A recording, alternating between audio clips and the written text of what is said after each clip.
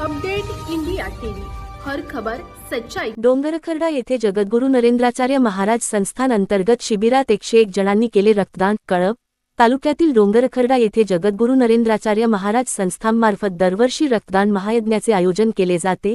याही वर्षी 4 ते 19 जानेवारी 2025 पर्यंत रक्तदान महायज्ञाचे आयोजन करण्यात आले असून आज जानेवारी 12 रोजी प्राथमिक आरोग्य केंद्र डोंगरखर्डा येथे या रक्तदान महायज्ञात स्वस्वरूप संप्रदाय कळंब तालुका सेवा समितीच्या वतीने डोंगरखर्डा परिसरातील 101 जणांनी आज रक्तदान केले। सदर रक्तदान शिबिराला जगद्गुरू श्रींच्या प्रतिमेचे पूजन करून सुरुवात करण्यात आली।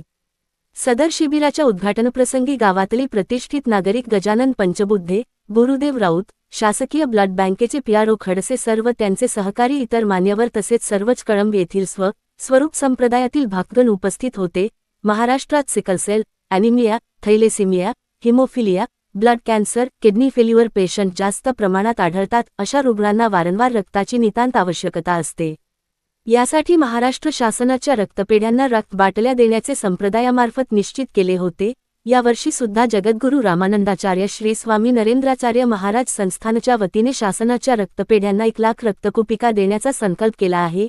या संकल्पपूर्तीसाठी संपूर्ण देशभरात 1000 पेक्षा जास्त रक्तदान शिबिर आयोजित करण्यात आले। डोंगरखर्डा येथे सुद्धा प्राथमिक आरोग्य केंद्र डोंगरखर्डा मध्ये रक्तदान शिबिर घेण्यात आले। या शिबिरात एकूण 101 रक्तकुपिका संकलित करण्यात आल्या। डोंगरखर्डा प्रतिनिधी महेंद्र लडके।